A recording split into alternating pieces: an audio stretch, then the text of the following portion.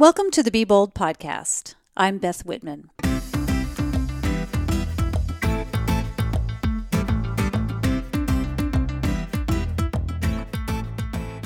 Greetings from Delhi, India. You'll notice a slightly different audio quality in today's intro and outro, and my apologies for that.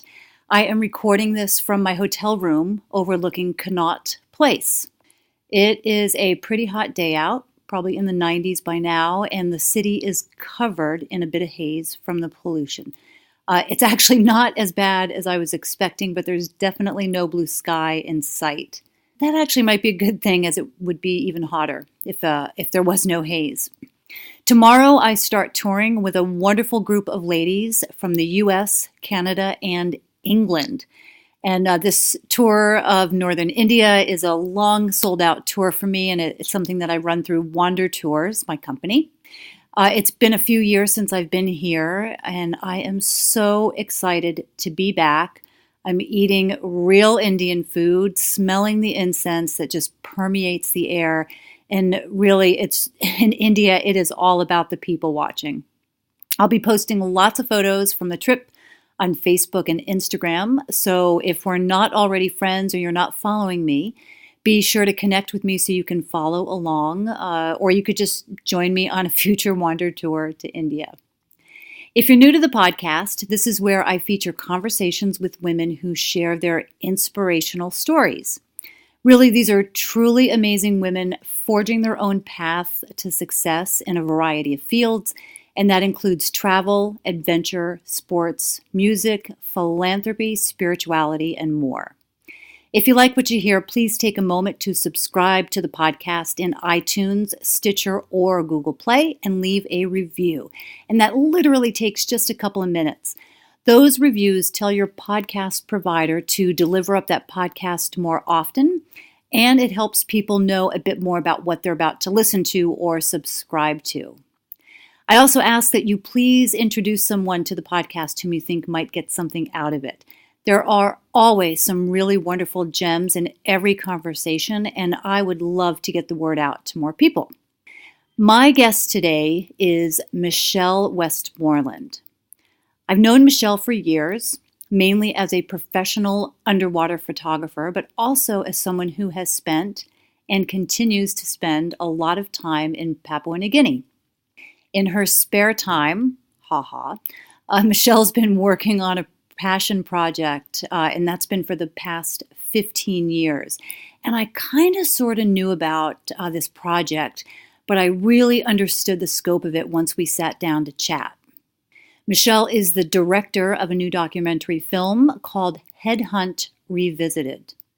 It traces the story of an American woman, Caroline Meitinger, who spent 4 years in the 1920s in Melanesia, specifically in the Solomon Islands and Papua New Guinea. Caroline was a portrait artist who captured her subjects in oil and canvas, and she also wrote a couple of books, and that's how Michele initially was introduced to Caroline. Michele was so taken by this story that she felt compelled to document Caroline's life and her portraits in this film. Now, it would have taken a tremendous amount of guts to travel to this region in the 20s, especially as a woman. And Michele obviously has that same amount of tenacity to have pursued this project for 15 years. We talk about that tenacity that brought her to this point of releasing the film finally. I know she's quite excited about that, and what it took to get it completed. Although I've known for a long time about Michele's work on this documentary, I really got excited to see it. I still haven't seen it yet, but I got so excited when I read her press materials and then had this conversation with her. She's got some upcoming early showings in mid to late October and early November, and we talk about those. But I've also added those to the show notes, and you can find those on the BeBoldPodcast.com website.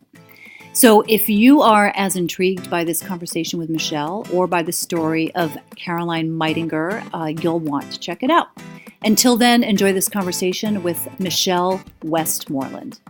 What's a typical morning like for you? What time do you get up? Oh, I usually wake up very early. George has to get up and be at work by about 4:30. No. And I'm an early person anyway, so it doesn't matter. So he's not getting up at like 3:30, is he? About 4:30. Okay, he gets up at that time to head off Right. to work. Oh my goodness. Yeah, he has a small company and he's got to get there and get set up. So it gets me up, and I'm an early person anyway. So early to bed and then wake up early. So it doesn't bother me being a wildlife photographer for so many years. Of course.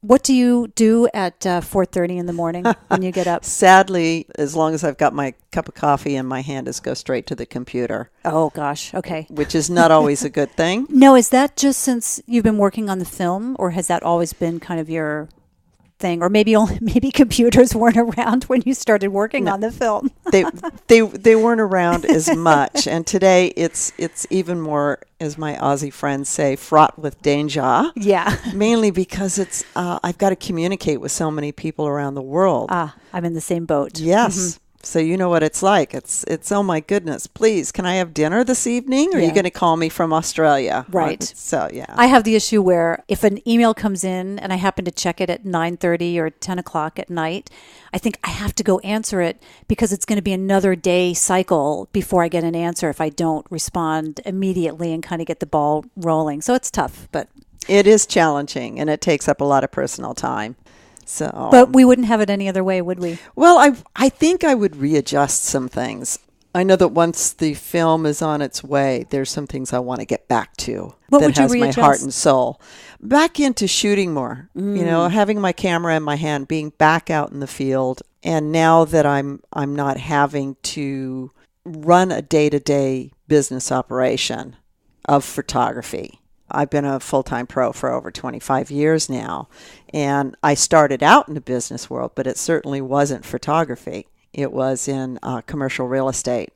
How did you make the transition from real estate to photography? I grew up in the San Francisco Bay Area, and then I lived in Redding and Sacramento, and what I did was a lot of site locating for various chains, like McDonald's, Burger King, and that, all up and down the valley. And I got recruited by Burger King Corporation to come work in their real estate department and headquarters in Miami.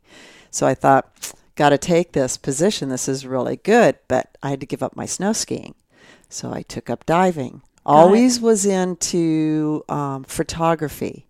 But then I picked up an underwater camera and that did And you were hooked. I was hooked. And where was that? That was in Miami. In Miami. Mm-hmm. And then from there, did you always have a love for travel, and that the diving brought you to destinations around the world, or did that evolve as well?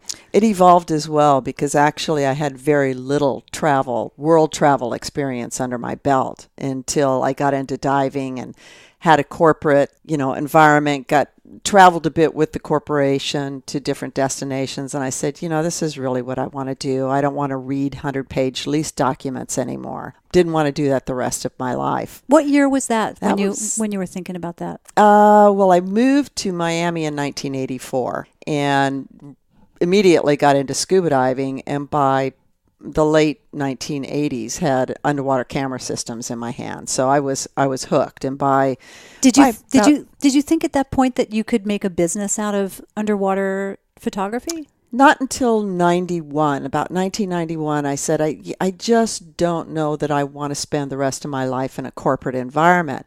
But what that corporate environment did was gave me the education that I needed to have to set up a business plan. Because it doesn't matter, a lot of people say, well, I just want to take pictures. Well, it's a business. So how are you going to go about that? How are you going to sustain your lifestyle? How are you going to pay for new equipment? So that gave me those tools that I needed to become successful. Did a lot of network, started doing a lot of stories, and then got my taste in dive travel for underwater photography. And that's really what my focus was. What brought you to Seattle? I married another photographer. We were married for 10 years. Stuart Westmorland, who passed away about a year ago at a very young age. So we never know. We just never know what our directions are going to take. Yeah. So I came here, but that didn't, I was so involved with photography and known, and, was producing a lot of magazine stories and had a book published. And So, And that was beginning in Miami, with your time in Miami at that point? yeah, I actually turned full time in about 95. And Was that here in Seattle then? no, that was actually just before. Yeah. I met Stuart through the dive industry. And so that's how we got together. But when I came here and the marriage didn't work, I stayed. It's a beautiful part of the world. It's absolutely gorgeous. I don't know about the diving.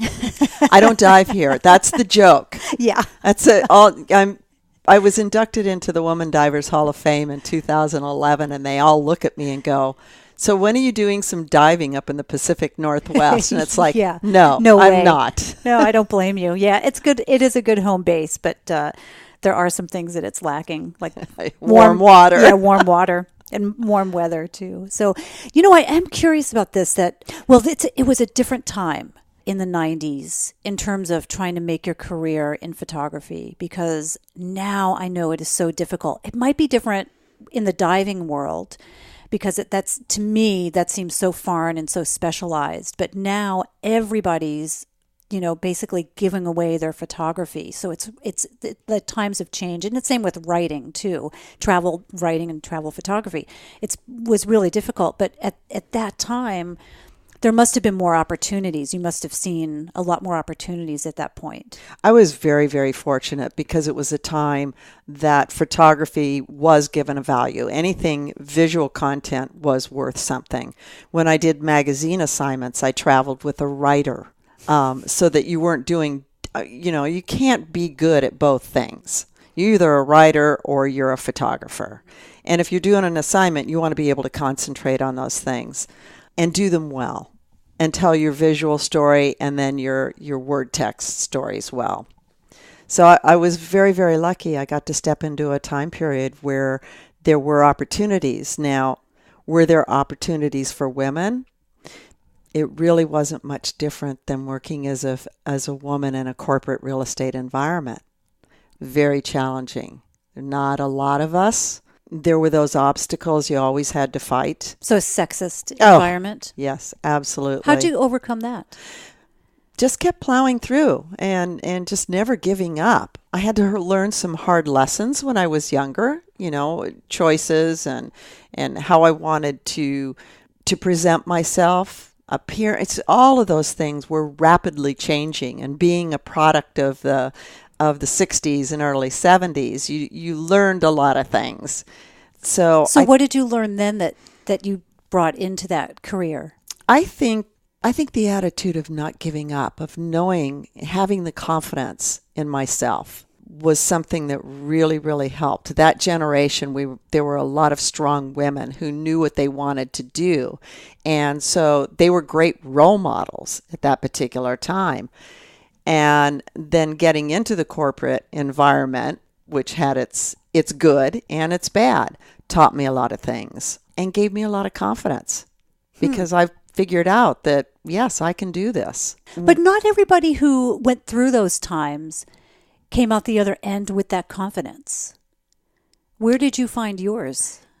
I think I'm very fortunate that the parents that I had, and even growing up in the 1950s, I was such a tomboy. My mother and father let me be who I wanted to be. And if it was a tomboy playing football, that was cool with them. Where did you grow up? San Francisco Bay Area. Okay, so in the Bay Area. And then did you have siblings? I did. I had an older brother. And just the older brother? Just the older brother. Okay, because I say something very similar about myself. I grew up with 3 brothers, all older than me. And I was very much tomboy as well. My mom always told me you can do anything that you want. Different from my dad, who, we won't go into that. But I think she was trying to impress upon me something more positive.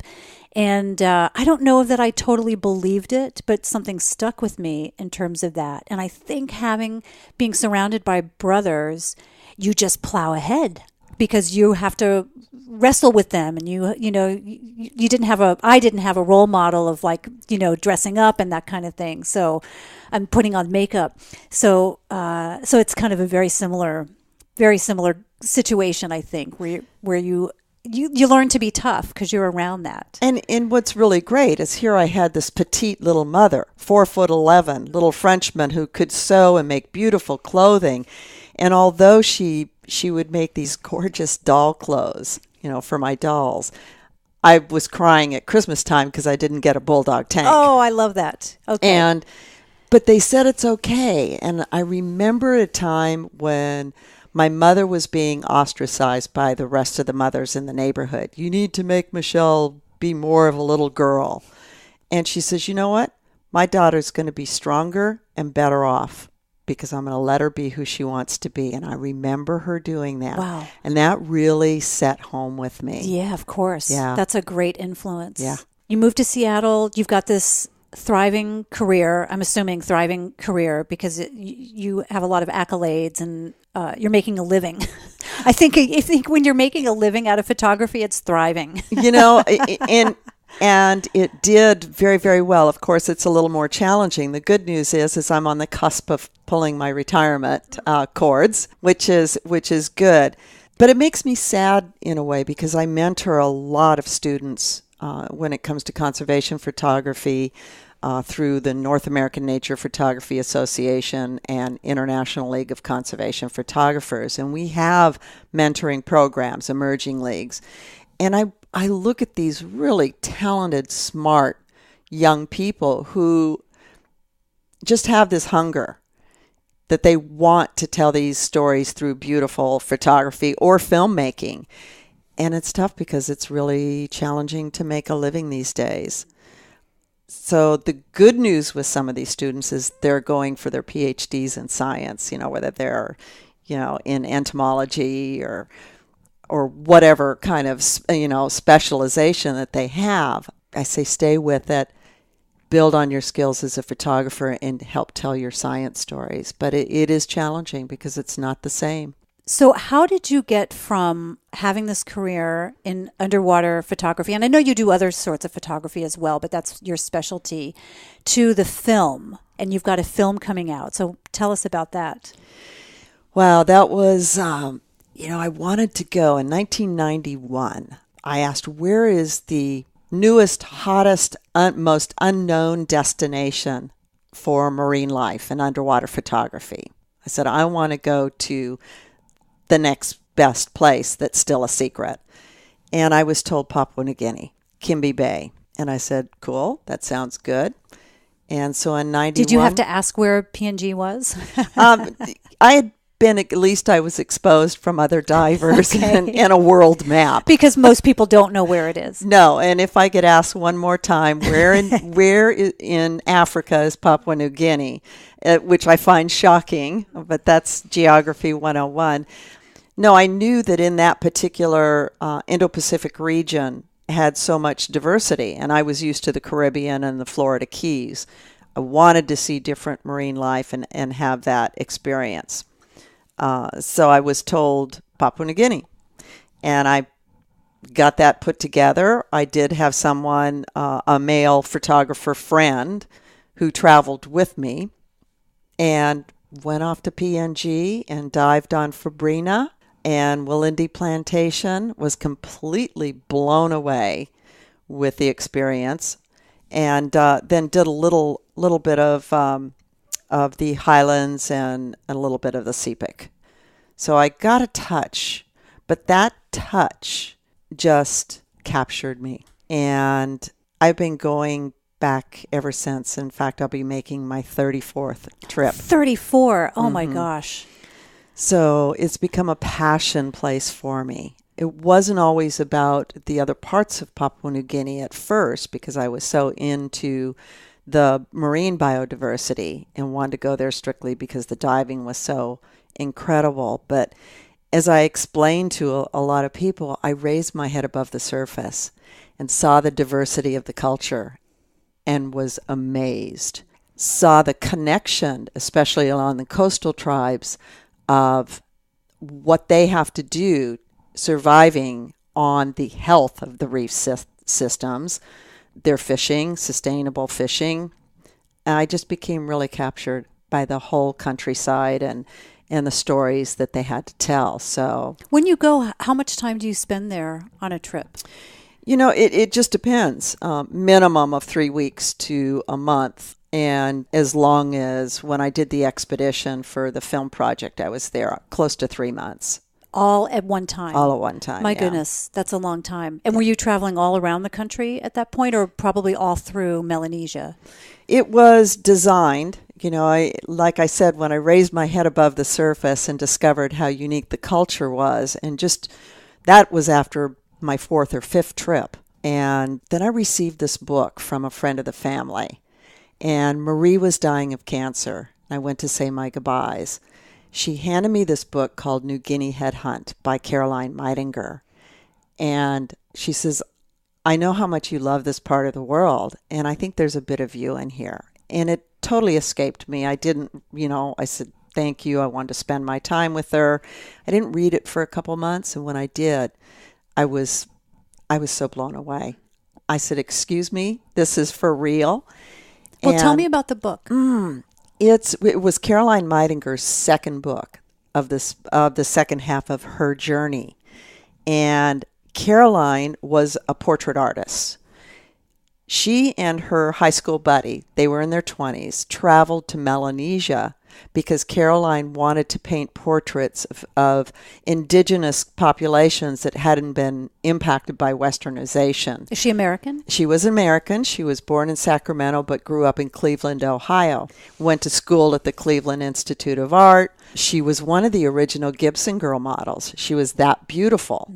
But she didn't care about the modeling part. What she cared about was learning under people like Charles Dana Gibson or some of the other big illustrators of her time period. So she planned this trip. She wasn't wealthy. She and Margaret weren't wealthy at all.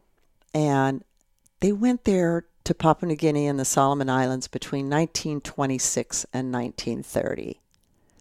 So you and I both know what it's like to travel to Melanesia today, which we have creature comforts. And it's still... Sometimes we have creature comforts. Sometimes we have creature comforts. But it still has its challenges. So can you even imagine what it would be like for two women to travel by Copra boats? Sure. And just the response from people, not even like take the creature comforts out of it, but the fact that they had probably never seen a Western woman before.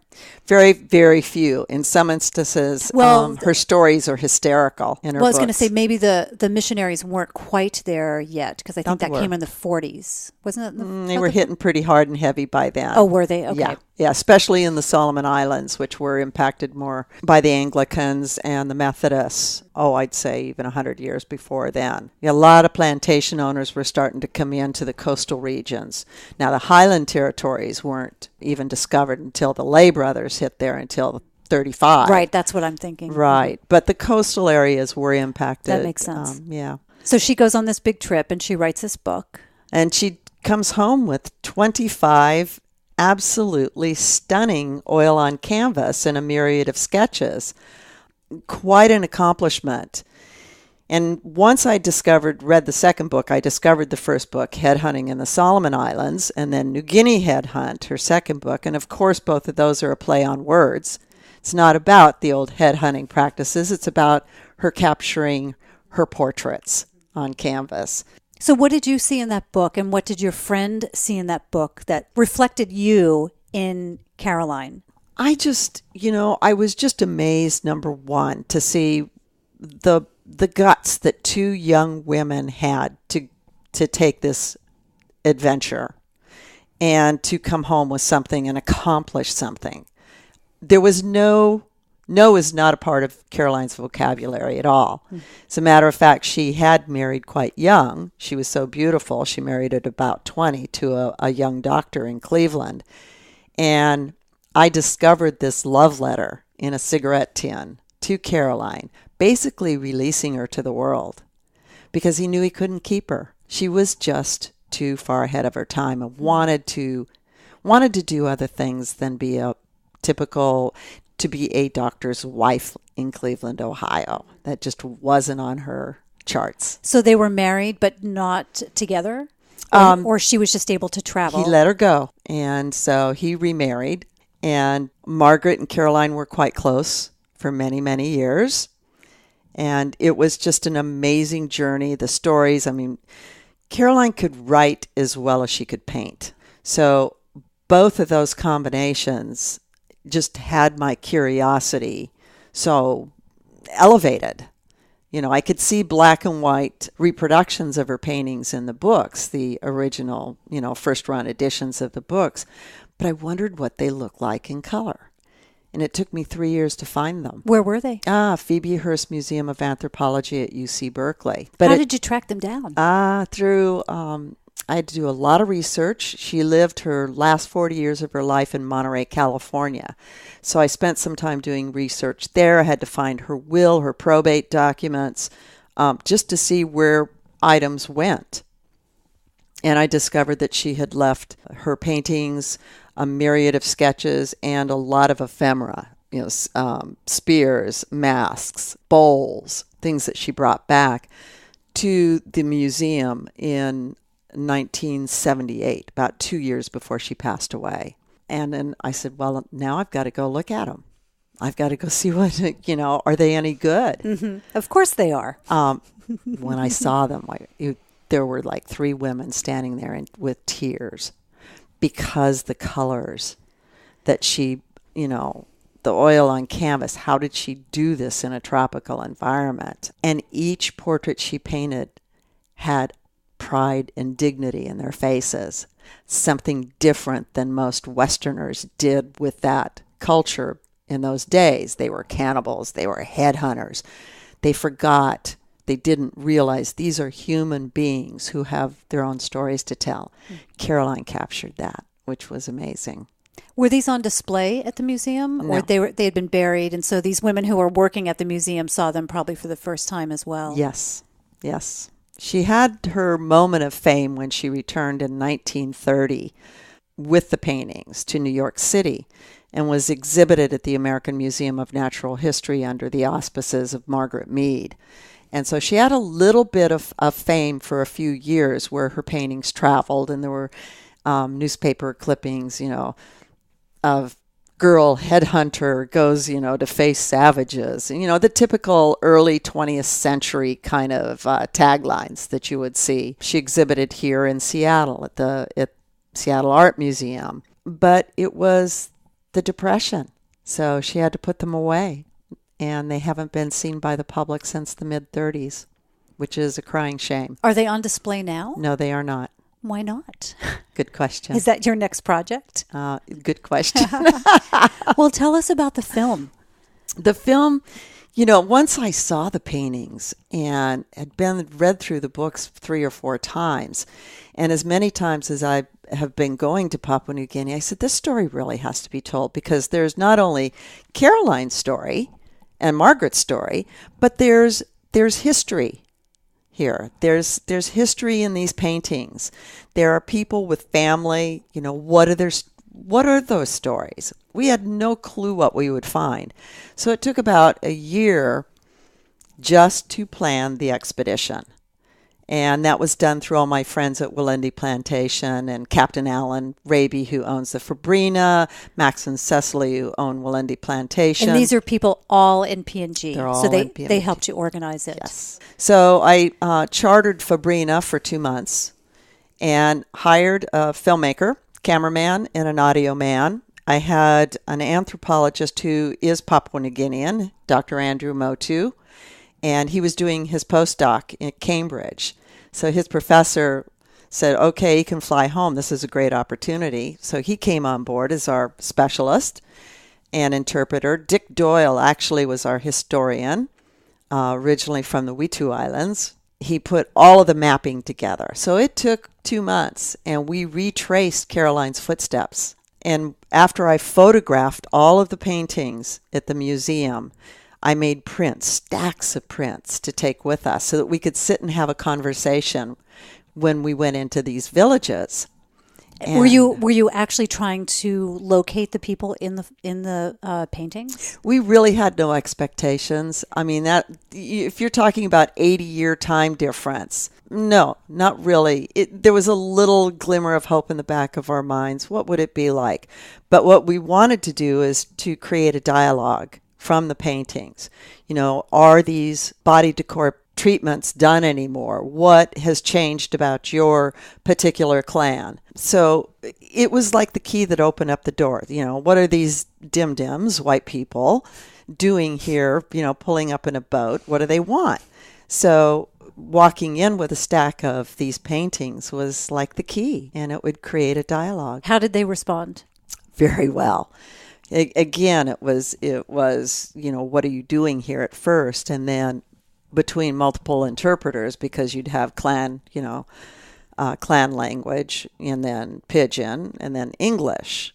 Were you well received? Like we actually were. They were happy to have you there. They were curious, but they were fine with you there because you were showing an interest in them. That's what the key was. Again, by having these prints of the paintings was the open door, because they knew we weren't there to want something from them. And of course, there's compensation. There's always compensation in Papua New Guinea.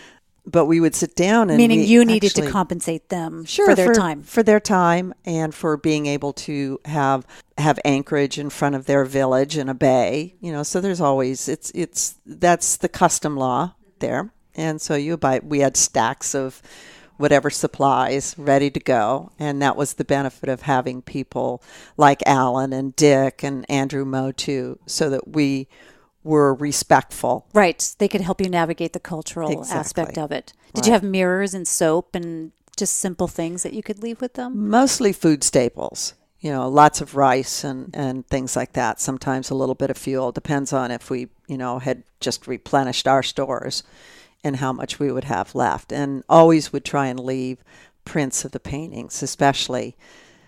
We were very, very fortunate that we did discover direct descendants to 4 people in 4 of the paintings, which was amazing. I bet. Yeah. They remembered did they remember the people in the paintings? Oh my goodness, it was absolutely incredible.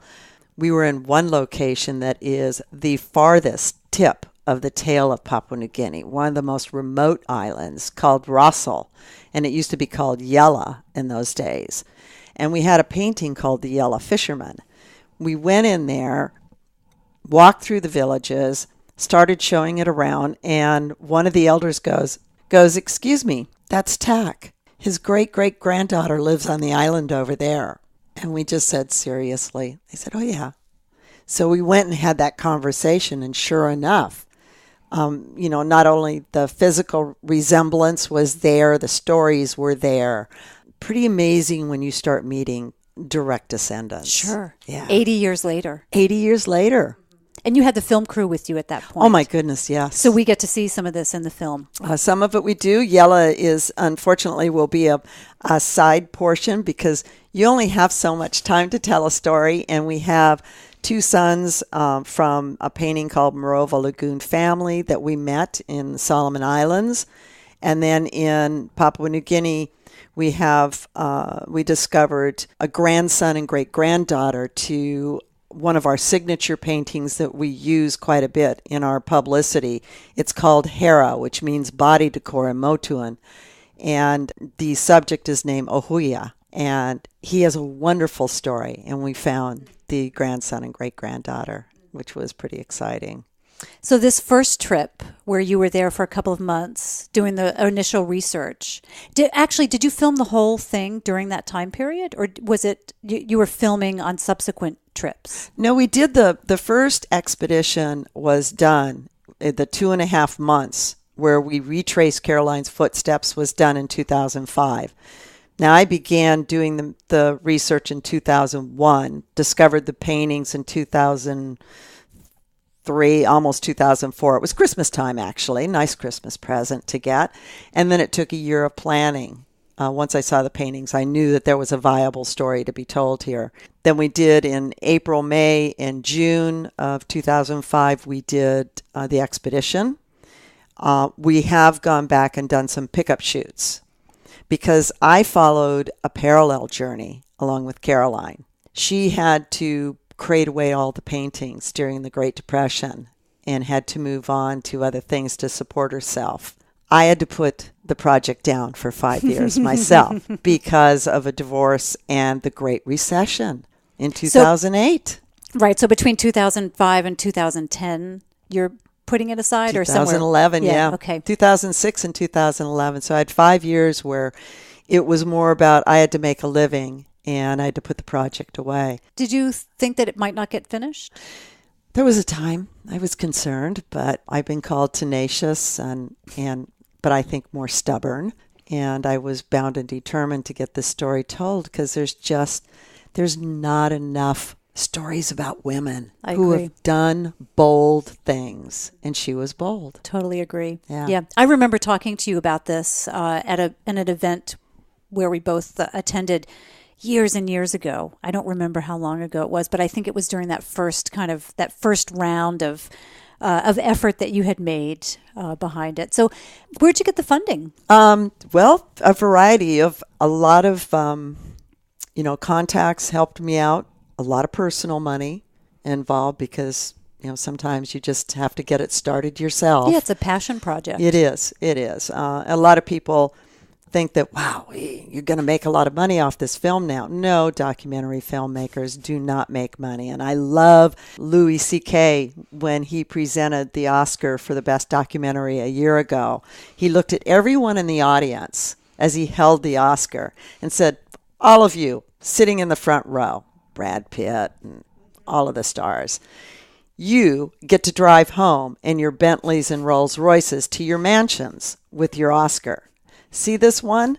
They'll be lucky to drive a Honda Civic home to their crappy apartment. Or an Uber. Yeah, exactly. And that's just the way it is. But I've been very fortunate. Kickstarter campaign a few years ago gave me another good solid base after the filming to do the preliminary editing. And then I've had some donor sponsors come on board to help me with the finishing funds. And now it's still, it's a never-ending process. There's still funding that I need to get for the outreach and distribution, which is what I'm working on So now. It's finished, it's edited, it's in the can, as they say. That's got to be exciting. And now it's kind of the final push. Yes. And you've got, you have at least one screening coming up. Is that right? I do. I actually have 3. We've submitted to a variety of film festivals. And the first one, actually, let me step back because I actually did a private world premiere in Port Moresby last May. And the reason I did that was because I really feel it is an obligation on the part of me, a white woman coming in to tell another white woman's story about the people of Melanesia. There's an obligation to share that story with the people of, the culture first. And I also wanted to see if I told the story with respect. How was it received there? Oh my goodness. I was in tears. I had the U.S. ambassador to Papua New Guinea and the staff. I had Dame Carol Kiddu there, who was only one of the few women ever to sit on Parliament in Papua New Guinea. There were many people who appeared in the film. There were business leaders there. About 140 people appeared. I think the best thing that I received were the testimonials talking about, one, how Caroline did paint her portraits showing such pride and dignity, and that the way the film is done is, it's not my voice. It's Caroline's voice and the people's voice. So it was really an honor. And to have that support and that approval from the community, to me, was the most important and the biggest reward. So now it's about distribution and getting it out there. Mm-hmm. What does that look like? Well, you start off generally in a film festival circuit. And we've applied for quite a few. Some were not good choices on our part because not every film festival is a fit. Others are better than some. But we did get accepted into, we're still waiting for some more answers, but our first one here in the U.S. is going to be the La Femme Film Festival, which is organized in Beverly Hills and shown in Los Angeles. Really excited about that one. Is that all women? It's by women for Wonderful. women. And you are actually the director. That's your credit on the film. Great. Director and producer, yes. So pretty exciting stuff. And I've got some significant people coming to that event. When is that? That is on the 21st of October in Los Angeles. Okay, coming right up. Yep. Yeah, coming In 2 right up. weeks. Oh, my gosh. And you'll be down there. Yes, I will. Oh, how exciting. Yeah, and I'm hoping to have some people in the film industry there. I know our consulting producer, Stratton Leopold, and he and his wife are flying in from Savannah, Georgia. And Stratton is very, very familiar with the film world, so I'm very happy to have him there. I've got my fingers crossed that Lauren will be available. Lauren Hutton is the voice of Caroline in my documentary film. She's perfect and has been to Papua New Guinea. Oh, no kidding. Yeah. How did you get... I have like so many questions. I'm trying not to be too tangential here, but how did you get Lauren Hutton involved in the project? Because she's a scuba diver, and I met her at the Big Dive Convention. And Perfect. I said, and she was also Woman Diver Hall of Fame. So, and we have mutual friends, met her, and after we filmed, I went, I need a voice for Caroline. And then I went, oh, for goodness sake, it's Lauren. What does that look like? You have the idea, you meet her, you have the idea, and I don't think that you can just Google her email address. Did you have her contact information? Yeah, I did. You did? Okay. I did through some friends, yes. Okay, because I can't imagine. I've tried to track down people myself, and I think, you can't find them. And she's a very busy lady. I mean, if you look at her background or hear her background, she's a very adventurous woman. And she's not one to take, no's not a part of her vocabulary either. But what a rich, husky voice. Everything that I pictured Caroline to have. Their backgrounds were similar. They both modeled. Like Lauren didn't model just for the sake of being famous and modeling. She did it because she wanted to earn enough money to be an adventurous. She's lived with Hassan Bushman. She's traveled to Papua New Guinea. She's a scuba diver. She's done many, many things. I had no idea. Yeah. So when I flew to New York to meet with her in person, she comes in. I'm sitting down. She goes, yeah, what do you want?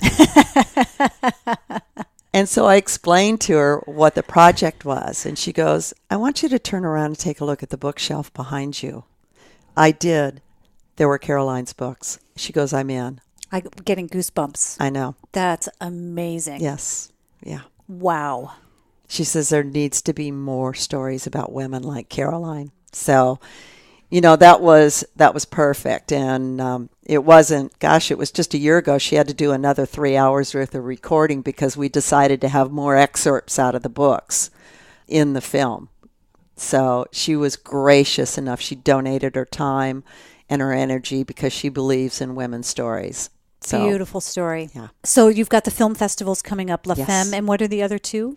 Friday Harbor Film Festival, which is the 3rd, 4th, and 5th of November, right in our own backyard here in Friday Harbor. It's a gorgeous place for a film festival, and some really great films going to be shown there. And then just received the acceptance for the Hawaii International Film Festival. When is that? That is going to be in November as well. Is that Honolulu? That's Honolulu. And will be screened on November 7th. I'm waiting for the exact date on that. So it's preparing all of these and getting all of the digital files and that to these festivals for proper screening because they're in a theater environment. So we have a lot of work to do. We're scrambling. Good. Keeping you busy. Very busy. Keeping you busy at 4:45 in the morning after your coffee. Yes. You had mentioned going to PNG and being attracted to the coral there, and you've talked about some environmental work, and you've been going, you've been 34 times? Did you 33 say? times. 33 yeah. times. What is happening with the coral and the reefs in PNG? I am happy to say they are thriving and healthy. I experienced, after all these years of diving around the world, and more particularly PNG, I did experience the coral bleaching that happened in 98. There was a big El Nino that came through, and it was pretty significant. That was in PNG. And it hit PNG, came across, was a little bit further north. hit PNG. So I did see the reef structures with coral, a lot of coral bleaching. The soft corals, went white and died off. It was kind of a traumatic event, but they did come back within 3 to 4 years and came back quite strong. This particular El Nino, which has impacted the northern end, off Cairns, Australia, and Queensland area, impacted the Great Barrier Reef so significantly. The good news is it hasn't really hit PNG like it did in 1998. Have you seen Chasing Coral? Yes, I have. And in fact, they're going to be at Friday Harbor. I know Jeff. Oh, the film is. Yes, the film is. Is. Good. Yes. I'm trying to get Allie. Do you know Allie? I know I think she spends time here in Seattle. She worked on the film. I'm trying to get her on the podcast. Great. So, yeah. So in that film, they actually show what happened, that bleaching that happened in the Great Barrier Reef area. Do you expect that that'll come back? Because I thought once it was lost, it would be lost. Well, based on how they reacted to the severity of it. It's severe. That's the problem, and more particularly the hard corals.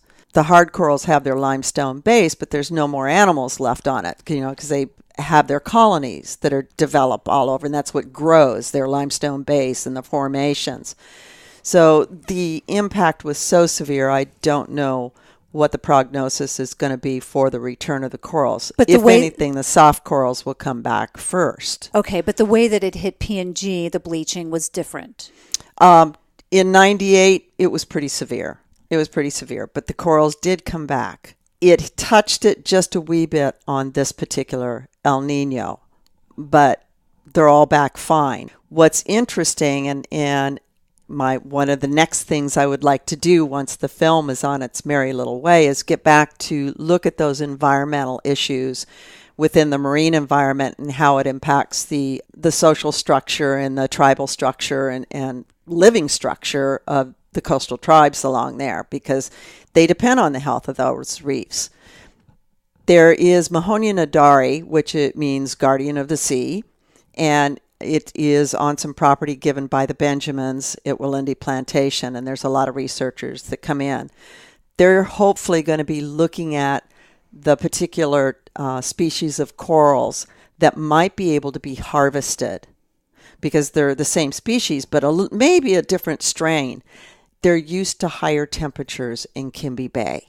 I'm hoping to see what kind of success level they're going to have by doing some harvesting and see if replanting is going to have any kind of benefit to the barrier reef. Now, that being said, the Great Barrier Reef is huge.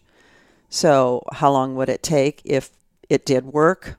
A very long time. I see. So the environmental issues in PNG, and I know that they're different for the highlands than they are out in the islands and even in the Sepik area. They all impact each other. Well, they do. Mm-hmm. That's a good point. Mm-hmm. But my curiosity is, when I go to the Sepik, I know that their water is being just polluted from the mining and the timber industry that's going on there. Is that felt in the islands, which for people who don't know are primarily on the east coast of the island of PNG? If you look at any parts of Melanesia, even when I was there on the expedition in 2005, especially through the Solomon Islands, you can look at, there's some quite mountainous smaller islands. Solomon Islands, there's many groupings there. There's logging going on there. We filmed a lot of logging incidences. There's mining. There's deep seabed mining being planned off of Keviang and New Ireland, which that's the one that sets me off. What are they mining for? Nickel, copper, gold, deep mining. Sea. Okay. Yeah, which could be hugely devastating to the island population. In Keviang, in New Ireland, who knows what the effects are? There's not enough studies, and that's one of the things that, getting back to my roots of my underwater photography and conservation. Now that have been a senior fellow with International League of Conservation Photographers. They've been very supportive of my work on my documentary film because they see the cultural connection. And I want this film done because I want people to know where Melanesia is and how valuable it is in terms of resources. I mean, the island of New Guinea if you look at it in total, whether it's the West Papua side or the independent side, is the second lungs of our planet next to the Amazon. Those rainforests are huge to our, to the health of our planet. So are those coral reefs because of the absorption of the CO2. So there's a lot that follows this story. If I can get people to care about, go, wow, what an incredible woman, but what an incredible diverse place on the planet with diverse people that have a diverse environment that's important, maybe I can get them to care and know where Papua New Guinea and Melanesia are, and then start addressing some of these issues. So that's the next on my plate. I feel depressed. But I think there's things to celebrate. And at least through the documentary film Headhunt Revisited with Brush Canvas and Camera, aren't we not celebrating history and culture? Do we not, by instilling more of a sense of pride amongst everybody, including, ourselves for having a woman like Caroline to do something so creative, and then seeing the creativity of even artists today who are Papua New Guinean, because I have Jeffrey Feger in the film, who is Papua New Guinean, known for his portrait work. Those are all vehicles for expression. Art, film, photography, it all can be a form of expression. And it's to tell their stories, whether it's historical or if it has anything to do that may impact them. I mean, there's young artists over there now that are telling stories. They're concerned about their environment. They're concerned about their cultural ways being changed so much from the influx of westernization. I think there's a mix of everything that's really important to talk about. I agree. I think the reason why I say I feel depressed, and it's, I say that half in jest, but it's, I've been going to PNG myself for 8 or 9 years or so. And every time I leave, I mean, it weighs on me a lot what is happening to them, because they aren't being taken care of by companies that are in there, who are just in there. ExxonMobil, for instance, in the Tari region, and just the way that they are just being run over, basically, and their land is being taken away from them, and it makes me so sad, and I feel so helpless. I try to educate people, but I'm only doing that 10 people at a time when I bring a group there, and those people, probably half of them don't care, which is sad, even though you're exposing them to it. Don't get me started on some. Sometimes it is very sad when I'm going to get you depressed now. When we are a guest in their home. I really try, and I know you do too. We try and instill this sense of respect because they're sharing their homes with us. And how do you care, and what is the appropriate dress, and what do we do, in a Wantok society that's very complicated? How do we get the communities to care about their environment when there's so much compensation, payback, and corruption? And just tribal fighting. Tribal fighting is huge, and especially in the mountain territories, yes. But you don't have exactly a stable government. I mean, look at the past election. The past election was... They're still fighting it out in Tari, I think. Yeah, they are. So it is quite complex. There are times when you want to be effective and helpful without going in and having the attitude of being the white savior, because that's not who we are. Every culture changes.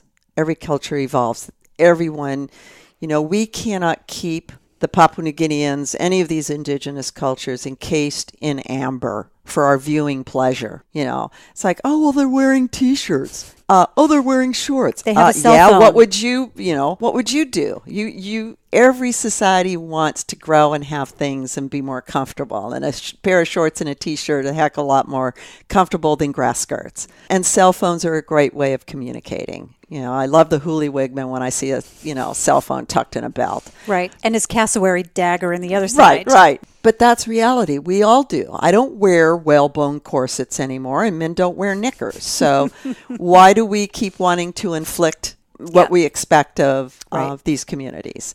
So, but it is right now, it's a tough world there because it is so rich in natural resources. Where do you start? You make a film. You do the documentary to celebrate first. And this is what Headhunt Revisited, in my opinion, does. Let's get people to connect. Let's see what the value is. Let's see that, these are creative, talented human beings over there that are going through this whole growth process, being overrun by greedy corporations. And how do we mobilize them? How do they mobilize themselves? And it's amazing. There's quite a few communities that are doing a darn good job right now. I'm watching the local communities in New Ireland who are now really raising up their hands to say, no, we do not want deep seabed mining off the coast. I'm glad to hear that. But we have to let the rest of the world know. So I'm working with a few people that we can start telling their stories visually and through media.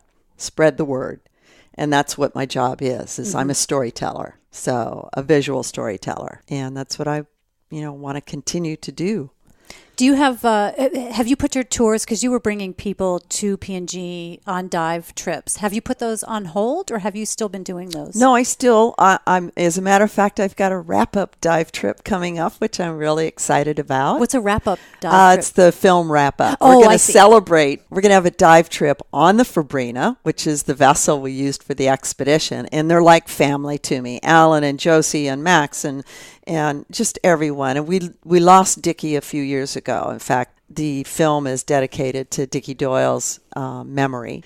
So we're going to have a wrap-up dive trip. So we're going to go dive Kimby Bay. Are you going to bring a celebrate? Group? Yes. Good. Yes, I am. So people can find betcha. it. We'll talk about that at the end. We'll make sure that there's links in the show notes so people can find you if they want to join you. It's really, and the proceeds from it, this is how generous my family, my Wantaks are in Papua New Guinea. The proceeds and that are going back to the film project because they know that I'm basically in the red. So, yeah. So, and allow us to all have fun and celebrate the completion of this film because it's been a long journey. It's been a very long journey. And then I lead cultural photography tours, specializing in small photo groups who want to learn portraiture photography. I try and do it, again, doing it with small groups so that there is a respect shown because, having, people tend to run in, shoving cameras in people's faces without knowing who they are as a human being first. And that's what I try and instill. So, yes, I still do those. I love them. Do you have trips coming up? Yes, I do. I have one in May, which is a cultural photography tour. To PNG? To PNG. Are all of your trips to PNG or do you go elsewhere? No, I have. I'm going to be leading, co-leader with Brad Lewis in Hawaii and Justin Black for Hawaii. We're going to do some landscape, volcano, and I'm the marine mammal specialist. And then I'll be co-leading with Morgan Heim, two awesome lady photographers. We're going to be doing the Jaguars of the Pantanal next August.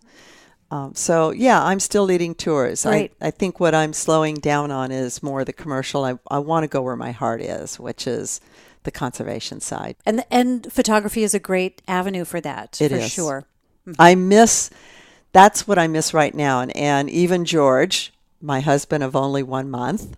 Oh, just 1 month? Yes. Oh, well, congratulations. Thank you. Yeah, George and I met 6 years ago, and, it's never too late to find, the perfect person. Mm-hmm. Can I ask how old you are? I'm 68. You're a proud 68. Yeah, I am. I'm still funcking. Haven't fallen apart yet. Nope. I wouldn't put you a day over 50. Yeah, right. You're pushing it now. The hips, the shoulders, the shoulders catch up, and the doctor says, well, what do you expect with carrying 35 pounds of gear on your back? The camera equipment. It's going to get you. So you started this project when you were early 50s? Yes. Had you? Yes, in mid-50s. Any idea that it would have gone on so long? No idea at all. Would you have started it if you knew it was going to go on so long? There are moments I have, what was I thinking? This is really, big task to take on because I had to find out who she was as a human being and a woman, and along with Margaret. And, there was so much research, and, it costs a lot of money to hire a vessel for 2 months. So the Kickstarter campaign, there comes a point where you're wearing knee pads to beg for money. That's what you feel like. And I think that's harder on me than anything, is the continual, progress of fundraising. We have a good fiscal sponsor, Documentary Educational Resources, who acts as our fiscal sponsor, 501, which has been wonderful. And there's probably a point, too, where you have accepted so much money and time and effort from people on their own dime that you can't go back. You think, oh crap, there's no way I can stop now. It's done. It's in the can. I think the reward again was having the screening in Port Moresby. That was huge, and now I want to get it to the Solomon Islands. So once I have a few of these film festivals under the belt, then it's a matter of sitting down and looking at distribution levels. And just think about the way content is viewed today. It's very different than the way it was 5 years ago. So you have streaming, you have, DVDs are still there, but they're not used as much, with the exception of more rural communities where the only way you really can show the film is via DVD. I would imagine one of your big wins would be on Netflix.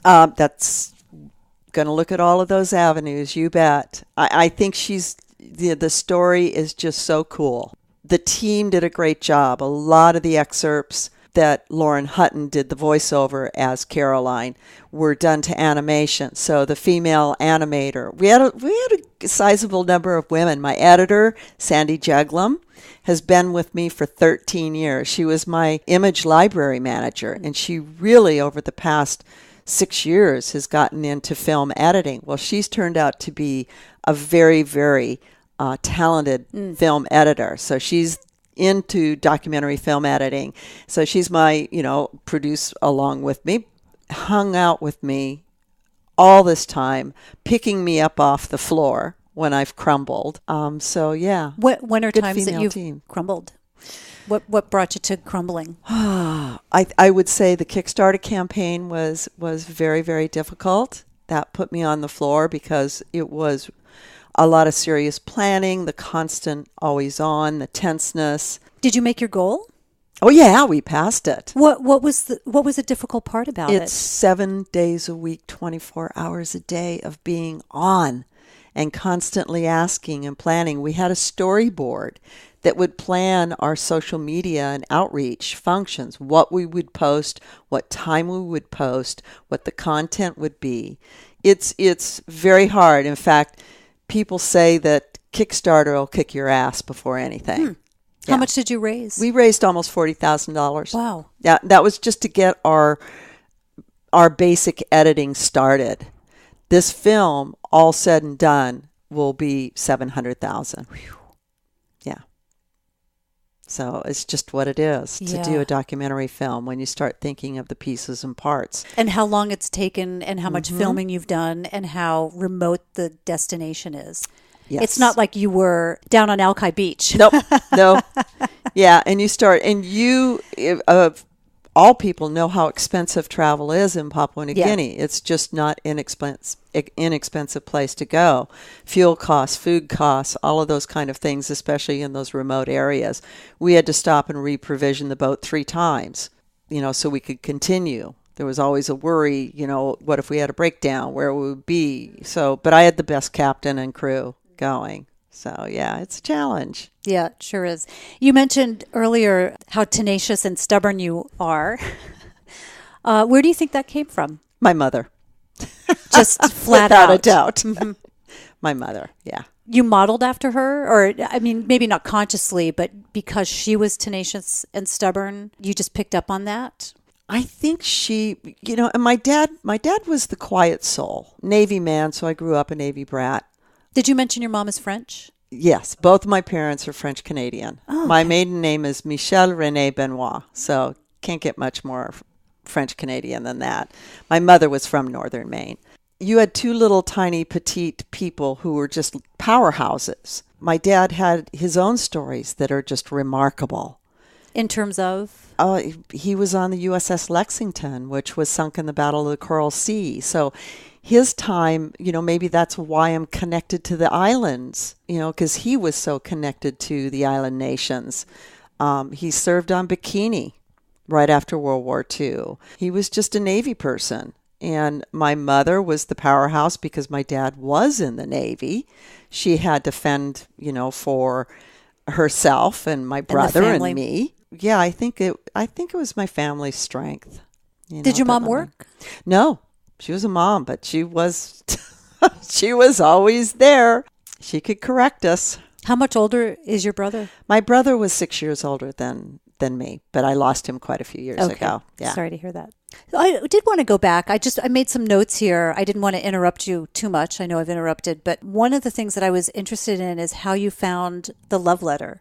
You said that you found it in a cigar box? Cigarette box. Yeah. When I went to the Phoebe Hearst Museum of Anthropology for the first time to look at some of the paintings, the first question was, what condition were they in? Were they any good? Because just because there were black and white reproductions in the books didn't mean that the oil on canvas was good.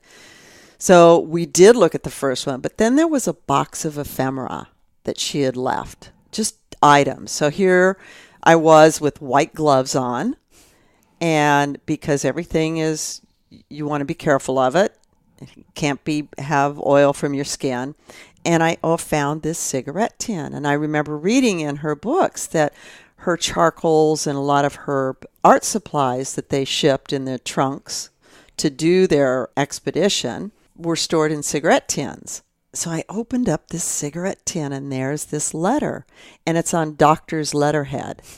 And it's 4 pages long. And I very carefully open it up.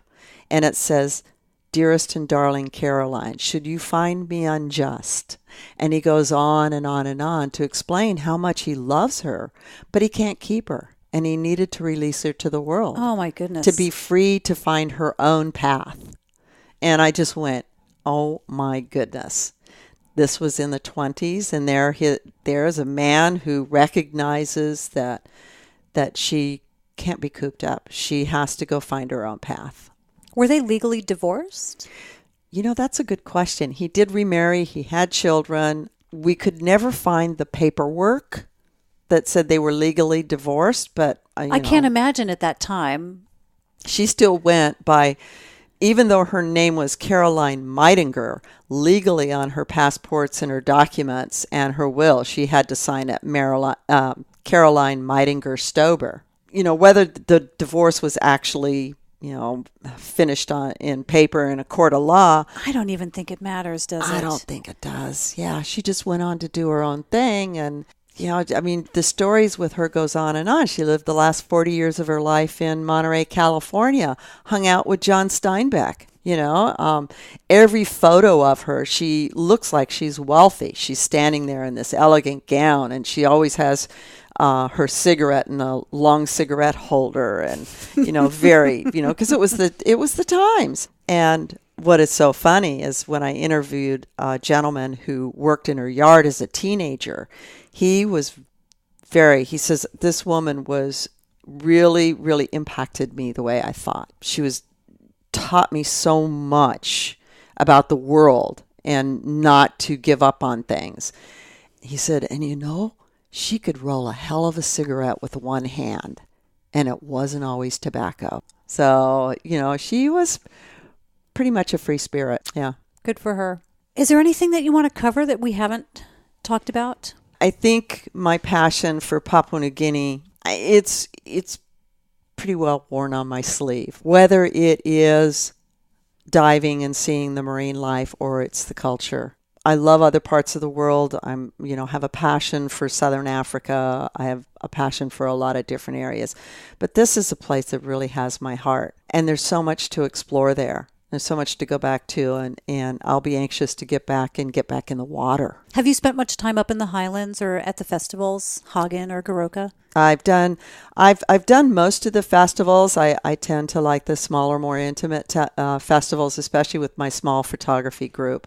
mainly because when you have that much equipment packed around. And then again, what we like to do and what I like to do with my photographers in getting the portraits is get to know the community, get to know who, the people who have agreed to be our subjects so that we can, I'll take light boxes and we'll do like a outdoor studio setup. So you need to have the comfort and the interaction. I always make sure that I send back or take back my photos for the community. And when you go into a hut and see this moldy photograph still hanging there so from proudly. 10 years ago. Oh my God, it's like, what a reward. But there's so many new places. I got to see Pamaga a year ago because I had a private client that wanted to see some remote areas. I've finally got to see the Fly River territory, which I was excited about, and where Caroline painted. How did you get into there? Did you take a flight from Moresby? Bob Bates.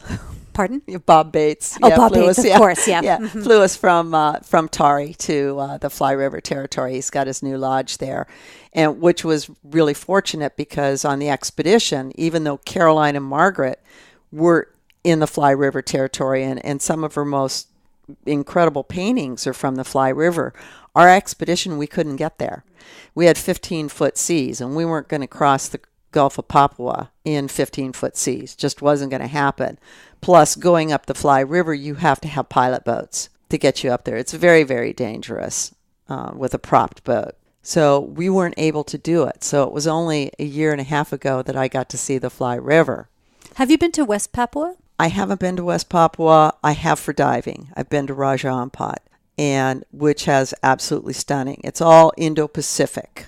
Although the structures are different in Raja Ampat than in Kimby Bay, you still have a very big biodiverse marine life system there. Anything else you want to cover? No, I just thank you very much for having me on. Oh, this is wonderful. Oh, it is wonderful. I have just two other quick things because it's the Be Bold podcast. Right. Tell me what it means to you to be bold. What it means to me to be bold is I just have to mimic Caroline in that area. No is not a part of my vocabulary. So being bold is whenever someone tells you no, then I'm going to find a way to do it. Are you a rebel? A wee bit. Okay. Do you know Gretchen Rubin? She has a podcast and she's got some best-selling books out. She just came out recently with a book about our tendencies, and there's a whole series. There's four types of tendencies, kind of buckets that she says we fall under, and one of those is rebel. And so now I think when I hear something like that, because I fall under that tendency myself, I think, yes, rebel. So you sound like a rebel. I am in some ways. Good. Hey, here's a question. I don't know if it kind of goes along that path or not, but so we talked about you being 68. We've talked about you having worked on this film for the last 15 years. It's been an on-again, off-again project, and you're in the home stretch with it. Thank goodness it's a timeless story. Yes, absolutely. Mm-hmm. So not everybody has the drive, the tenaciousness. I don't even know if it's about being tenacious and stubborn, but they certainly don't have the drive or the purpose that you have found in this. What would you say to someone who maybe is a little bit lost, and especially in the environment that we're living in right now? And I'm talking politically because it can be, talk about being depressed. I know a lot of people who they're so wrapped up in the news cycle, and they're so wrapped up in the things that are going on in the world that don't necessarily really affect them, because a lot of these things don't really affect us as we're looking at Twitter and social media and everything. What would you say to someone who maybe is feeling a little bit lost? Because you don't appear lost. You appear to be driven and inspired and full of purpose. But I have to admit, I have my moments, and it has been a challenge. With everything that's been going on, it's been quite cyclical. Once I get on the topic of Caroline, know what she did, know what she went through and everything, I get on a high. But then there's those moments where you put so much energy in, how much more energy can you spend? So it's finding the balance. And I'm actually right now looking at those vehicles to help me with finding that balance. We all go through it. We all spend time, whether it's finding meditation or yoga, getting back out with my camera. I know that when I'm in the field with my camera and I come home, even George knows it's a huge difference in my attitude. But once I'm back on the computer doing the grind, it does take a toll. So I have this thing, a love-hate relationship with anything to do with our technical world these days, because I think it's pounding us. So you mean like your smartphone and your laptop and everything that you're tied into? Yes. Mm-hmm. I agree. I read this wonderful article just a few days ago by a woman who, she writes, I quit social media for 30 days and this is what I learned. And I read the article, and the interesting thing that she came down to was it wasn't social media that she had a problem with, it was her phone. Because she's not, when she's on her laptop, she's on her laptop and she's working. She's not tempted by these things. But when she sits down, we, meaning me, because I do the same thing, when I sit down and I have lunch, I say I'm just going to take a look at Facebook, or I'm going to see, is Michele in town? I'm going to take a quick look. And then before you know it, at least 20 minutes goes by and I just think, what did I just do? So I am now getting in the habit of, I carry around a book with me rather than my phone. So when I go downstairs and I have lunch, I've got the book there. And I'm really trying to break that habit of not being on it all the time, because it is terrible. I think it really sucks the life out of you. I really do. And as much as there are times that I find rewarding, for example, there was a photo I took on a small island of Tuam in Papua New Guinea last year that had a woman's group in it, and they were just beautiful. And it was all set up against this beautiful fibered wall. And I posted it. And then all of a sudden, now I've got a contact from a woman in Papua New Guinea who's living in Port Moresby, and says, "Those are all my family.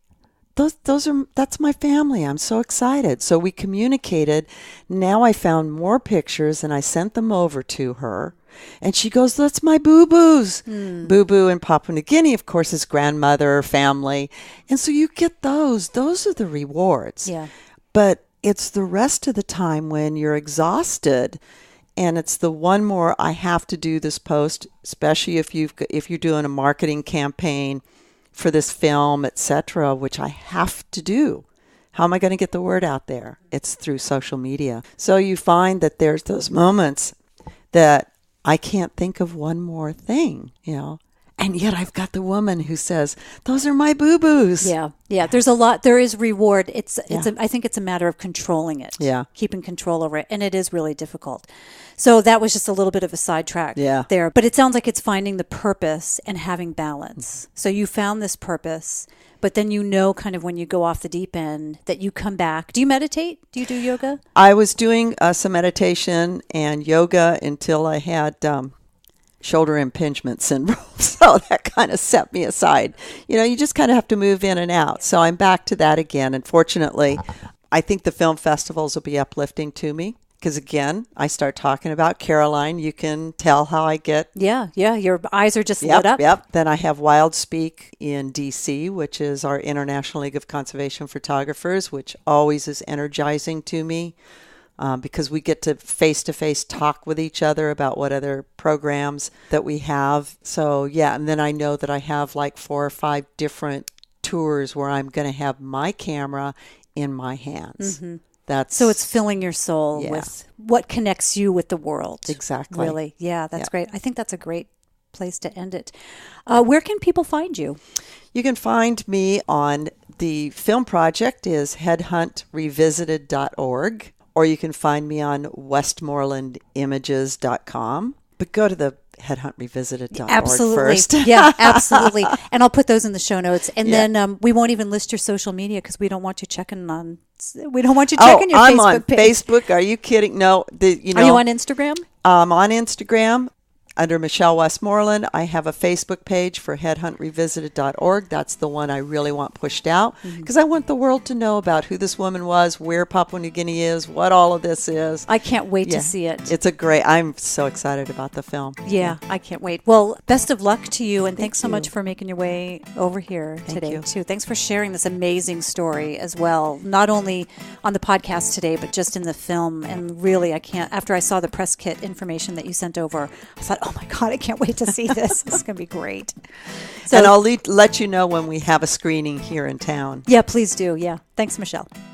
That was a total love fest for Papua New Guinea, wasn't it? It's so true that most people don't know where this little island nation is. So it was delightful for me to sit down and connect with Michele over PNG. And now she has me totally intrigued by Caroline and by this upcoming documentary.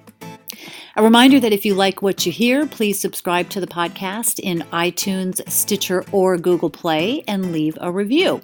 Those reviews really do help the podcast get more exposure and will ultimately help us grow our Be Bold community. I bet you know a few people in your world who would also enjoy today's episode and this podcast in general, so please do share. Podcasts are a new thing for some people, so if you've got a friend who doesn't know how to download them, take a moment to give them a lesson. You can find out more about me by visiting wanderlustandlipstick.com. You'll now find the podcasts on BeBoldPodcast.com, and you can find all the show notes there as well. If you're now intrigued to know more about Papua New Guinea, you can join me on next year's Wander Tour trip to the Mount Hagen Sing Sing, and that's in August. I still have just a few spots left on that trip, and it will sell out as it does each year. Wander Tours is my company, and I lead trips to many destinations, both in the U.S. as well as abroad. I just announced our tours to Tanzania for a Mount Kilimanjaro climb and a safari. And those are two separate trips, so you don't have to do both. And those are in early 2019. Immediately following the safari is a gorilla trek to Rwanda. Right now, I've also got space on our women-only New Orleans and Santa Fe culinary tours, and you'll find all of those on wandertours.com. If you'd like to connect with me, you can find me on Facebook, and I'm WanderGal on Instagram. Sign up for my newsletter on the Wanderlust and Lipstick site, and you'll receive a series of tips for making your travels safer. I've also started sending out Wander List, a monthly roundup of my favorite gear, music, podcast episodes, and other items that I've discovered and want to share. You generally won't find those on my social media channels, so that newsletter is a special place for that info. If you know of any high-performing, adventurous, philanthropic women whom you think might be a good guest, shoot me a note or leave a comment. And finally, the ladies can join us on our Be Bold Facebook group. That's where you'll find our growing community. It's where we share goals, talk about our setbacks, and where you can find words of encouragement and inspiration from others. Thank you for joining me for another episode of the Be Bold podcast. Until next time, be bold.